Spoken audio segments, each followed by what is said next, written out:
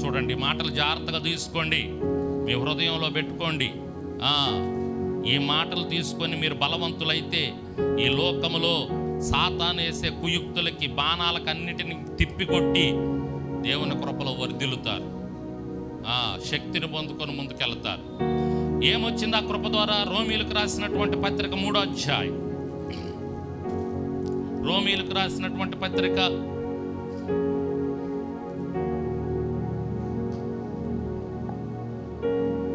3వ అధ్యాయం 23వ వచనం చదవండి. ఏ భేదమును లేదు, అందరూ పాపము చేసి దేవుడు అనుగ్రహించి మహిమను పొందలేకపోతారు. కాబట్టి నమ్మువారు ఆయన కృపచేత క్రీస్తునందలి విమోచనము ద్వారా ఉచితముగా నీతిమంతులని తీర్చబడుతున్నారు. గట్టిగా చప్పట్లు కొట్టి దేవుని నామాన్ని మహిమపరుద్దాం. దేవునికి స్తోత్రం.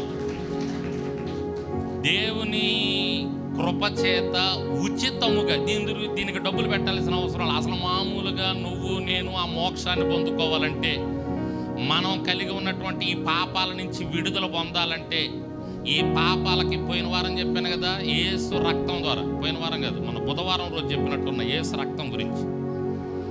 యేసు రక్తము ద్వారా మనం కడగబడి పరిశుద్ధం అవ్వాలి అంటే, ఆ యేసు రక్తం మనకు దొరకాలి అంటే కేవలం దేవుని కృప వలన మాత్రమే. మామూలుగా అయితే కొన్ని కోట్లు పెట్టి కొనాలది. దేవునికి స్తోత్రం చెప్పండి. కానీ అనర్హులమైనటువంటి మనకి ఏ భేదమును లేదు, అందరూ పాపం చేశారు, నీతిమంతుడు ఒక్కడు లేడు ఈ భూమి మీద, అందరూ పాపం చేశారు. నువ్వు నేను మనందరం పాపులమే. పాపులమైనటువంటి మనకి కేవలం ఆయన కృప చేత ఉచితంగా మోక్షాన్ని ఇచ్చాడు. అది దేవునికి స్తోత్రం. ఆ కృప వలన మనకు దొరికింది అది.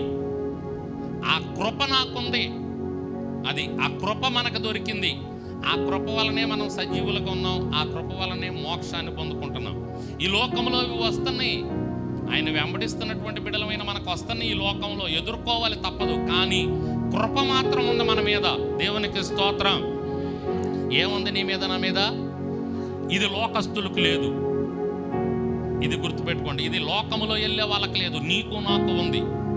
మనం బీదలమే, మనం సమస్యలు ఎదుర్కొంటున్నాం. లోకంలో ఉన్న వాళ్ళకి ఉండకపోవచ్చు ఒకవేళ కొన్ని. ఆ క్యారెక్టర్స్ బాగానే ఉండొచ్చు, అన్ని విషయాల్లో బాగానే ఉండొచ్చు, అన్ని విషయాల్లో చక్కగా మేడలు కట్టుకోవచ్చు, మిద్దెలు కట్టుకోవచ్చు, సంతోషంగా ఉండొచ్చు, తినవచ్చు, తాగొచ్చు, ఎంజాయ్ చేయొచ్చు. కానీ కృప వారికి లేదు. కృప ఎవరికి ఉందంటే ఆయన దగ్గరికి వచ్చిన వాళ్ళకే కృప ఉంది. దేవునికి స్తోత్రం.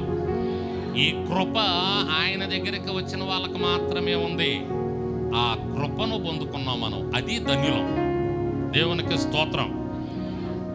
వాళ్ళందరూ కూడా, యోసేపు కానివ్వండి, దావీదు కానివ్వండి, అబ్రహాం కానివ్వండి, ఈ మీరు చెప్పిన క్యారెక్టర్లు, రూతు కానివ్వండి, ఎస్తేరు కానివ్వండి, యోబు కానివ్వండి, ఈ మీరు చెప్పిన క్యారెక్టర్లు ఏమన్నా తీసుకోండి, వాళ్ళందరూ చివరికి తేల్చుకున్న విషయం ఏంటంటే, ఆయన కృప ఉంది మా మీద, జాలయ్య. ఆయన కృప ద్వారానే కదా మేము ఉచితంగా రక్షణ భాగ్యాన్ని పొందుకున్నాం. ఆయన కృప ద్వారానే కదా మేము ఇదిగో నిత్య రాజ్యానికి వారసులు అయ్యాం. అది చాలు అనుకున్నారు వాళ్ళు. దేవునికి స్తోత్రం. హల్లెలూయా. ఏముంది మన మీద? ఏముంది మన మీద?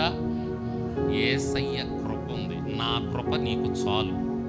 ఏంటి ప్రభువా, నేను ఇబ్బందులు పడలేకపోతున్నానయ్యా, కష్టాలు పడలేకపోతున్నానయ్యా, ఈ అనారోగ్యాన్ని అసలుకి అయ్యా, నా కృప నీకుంది, అది చాలు.